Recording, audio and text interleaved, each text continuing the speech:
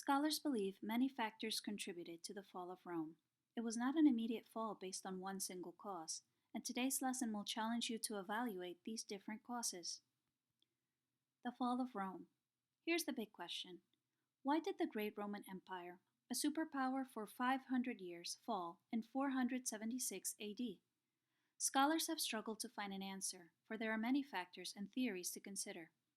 To begin the debate, many historians note that specifically, only the western part of the empire truly collapsed. The eastern half, the Byzantine Empire, survived and thrived for several centuries, retaining its Roman identity. So, what happened to Western Rome? With high taxes, a failing economy, food shortages, a weakened military, barbarian invasions, citizens untrusting of their government, and ever changing leadership, the empire faced great instability. Other theories even involve climate change or a natural disaster. Most experts agree that there is not just one cause, but many connected and interrelated factors that contributed to its demise. Stop and think. What is the most important thing to remember about this introduction? Why? Let's consider different factors that contributed to the fall of Rome and think about the effect of these events on the Roman Empire. Don't forget those barbarians. By the 300s, barbarian tribes had successfully occupied edges of the Roman Empire.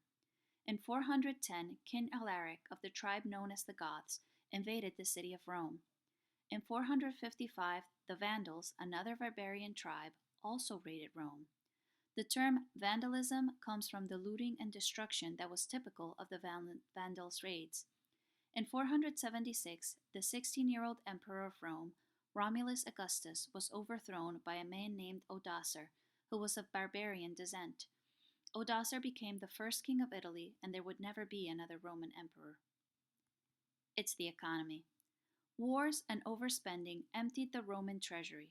Taxation and inflation burdened the rich and the poor, with the wealthy trying to avoid paying taxes by moving to the countryside.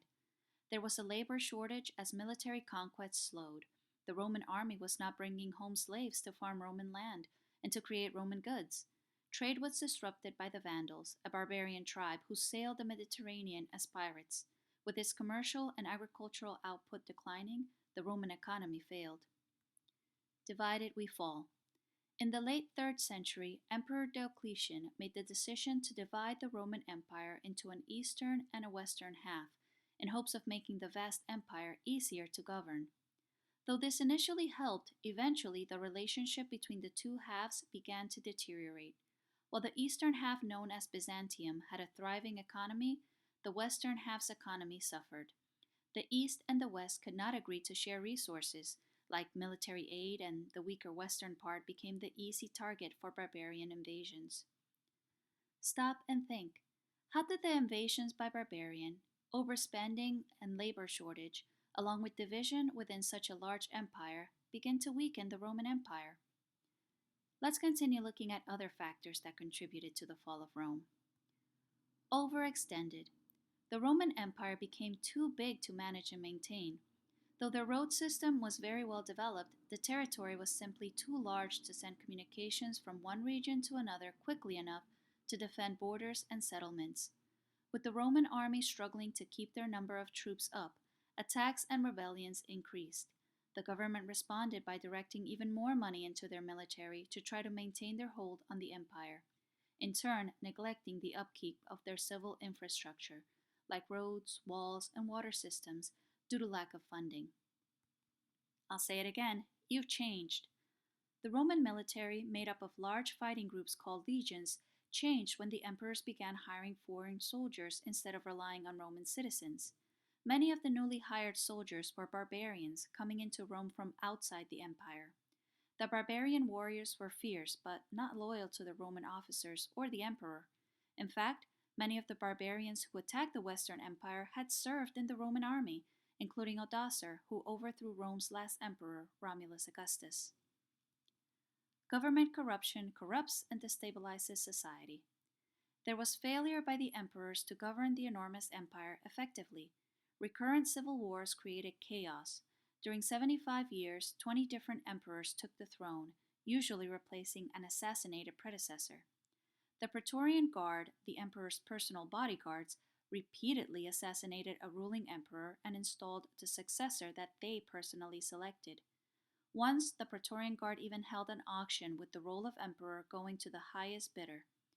The Roman Senate was unable to bring order to the government or keep the ruling emperor in check, as it was also a corrupt institution.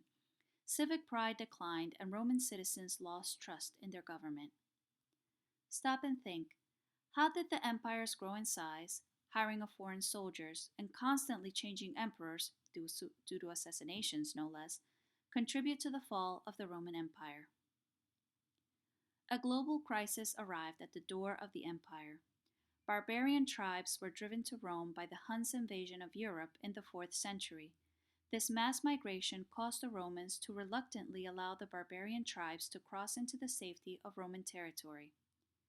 The Romans created a dangerous, angry enemy when they brutalized these migrants, requiring them to sell their children into slavery to purchase food. Eventually, they revolted, and in 410, King Alaric of the barbarian tribe known as the Goths raided and looted Rome. With their Western Empire weakening, Rome eventually lost control of Britain, Spain, and North Africa. Christianity replaces Roman polytheism. The Edict of Milan legalized Christianity in 313, and by 380 it became the official religion of the state. Previously, Roman polytheism worshipped many deities or gods, while Christianity only worshipped a single god. Additionally, the emperor was no longer viewed as having divine status, in turn diminishing the divine glory of the state of Rome. The Pope took an increased role in political and civic policies, and the nature of the Roman people changed. Some historians stress the importance of this idea, while others minimize its significance. Stop and think. How did the invasion by the Huns and adoption of Christianity as an official religion finally seal the fate of the Roman Empire? As an exit slip, let's bring it all together. Why did the Roman Empire fall? Can you explain? Think about all of the reasons, events, and factors that we've read about, and then think about answering this question.